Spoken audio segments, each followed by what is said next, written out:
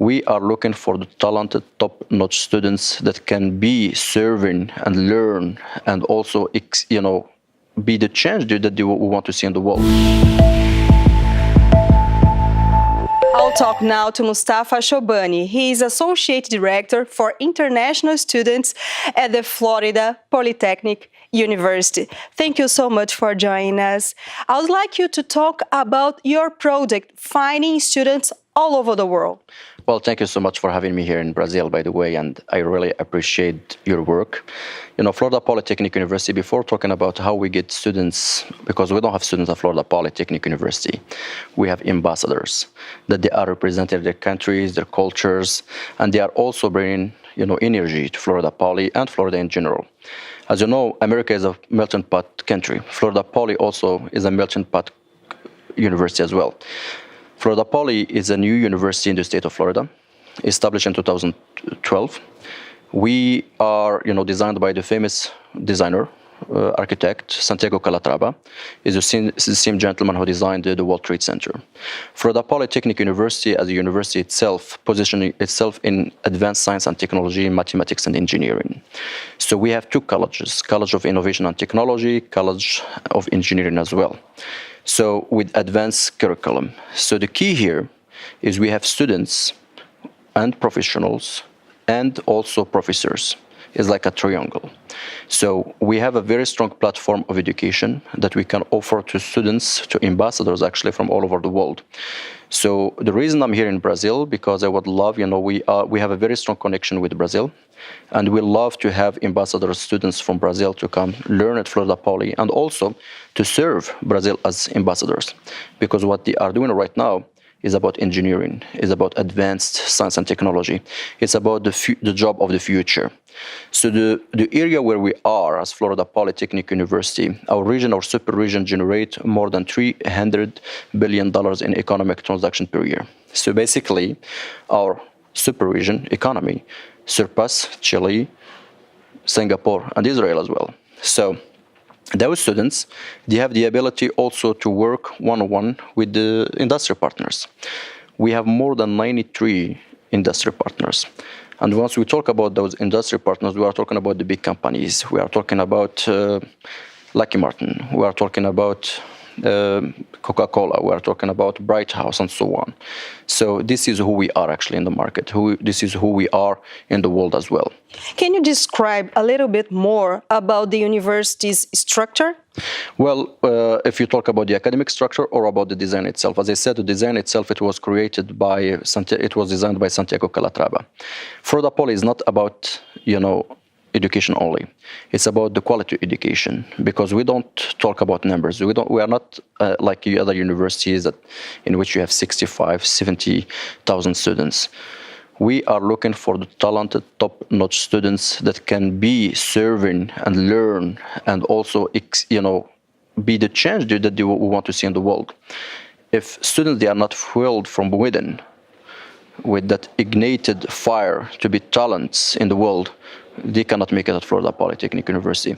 The average that we welcome students is above 3.9. So with ACT scores, etc. As I said, I had the privilege actually to work with some talented students in Brazil, and to be honest with you, we should all of us be proud. They are top-notch, and also once they are in Florida Poly, they are bringing a strong energy and synergy. This is the thing that we would love, to have in our campus. And we are talking about scholarships. Yes. And you're for the second time here in Brazil. Yes, correct. Why?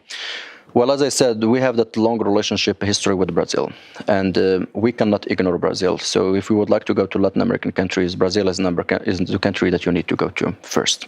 So I believe in my evaluation, and also our leadership evaluation, that Brazil is the gateway to the Latin American countries. And also Brazilian students, there is something special about them there. We have to admit that they are very strong leaders as well. They already showed their leadership skills. We have students that they are already engaged in different school clubs. They are not typical students if you think about it, and besides, we have scholarship that we can give them. So last year, the Florida Poly scholarship got students that they are coming there, they got $5,000 scholarship from Florida Poly Foundation, and also they are eligible for Latin American scholarship, which is basically it gives them the ability to waive the in-state, the out-of-state fee waiver. So basically, technically, they can be like any student from Florida who's attending the university. That's a huge, huge support. And this year we have 3 in whole Brazil, which if we talk about São Paulo only, we are in São Paulo, we have 15 million people living here. Only 3 people coming to Florida Poly. It says that this is the cream of Brazil. So, and of course, we have a commitment to support them. We have a commitment to make sure that they have all what they need from the academic side, from the lifestyle as well. We are committed to give them a very strong experience and a unique experience. How do you select a student? What's the procedure? Well, there are 2 ways. First, there is the admission process and there is the immigration process. The admission process is first for a high school student that they are coming to Florida Polytechnic University. They have to get a very good grades. And basically in Brazil here, if we compare it, we are talking about between 7 to 10. This is the minimum we can go. Besides, they have to get their TOEFL. And the TOEFL that we are accepting at Florida Poly is the minimum of 61. And let me be very honest here. Students from Brazil, they get higher scores in English. They are speaking fluent English as well. They are writing it. There is no problem in that. And also, we need a test that they need to take with the College Board, either SAT or ACT scores. If they score, higher, we take them. And more than that, we look at their background, their resumes, their project that they did in their past. Because again, it's all about leadership. If they have a very strong skills of leadership with those good, this criteria that I mentioned, they will make it. For the immigration standpoint, we need a color copy of passport, the routine things. We need their bank statement to make sure that they can support themselves while they are back there. And we need a document that they sign as a request that they will apply for their student visa, and we process everything at the same time. So the ability to process everything for us is very short because we believe that efficiency is very important. So we are very efficient with our student ambassadors. Every time we receive some things, we communicated with them very quick, and we make sure also to help them through the process. We don't just welcome them as a number. As I said, they are ambassadors, so we work with them through the stage from the day they apply to the day they graduate. Are they encouraged to stay in the United States after graduation? Well, there are many ways. For example, we have students that they're coming from India, from other countries. Once you get your bachelor degree, you have an OPT program and CPT program as well. CPT is for internship. OPT, you are allowed to work with companies. Yes, there is an ability, to work with companies once you graduate. But the majority of our students right now, especially once we talk about Brazilians, they are willing to come back to Brazil because they want to be part of the economic equation to develop the country. And this is a good thing. They are traveling to learn, they are traveling to see the world differently, and also they are bringing those experiences to support Brazil. And that's very important, to build a very important, experience in the economic development for any country in the world. Which were the most challenging countries to find students?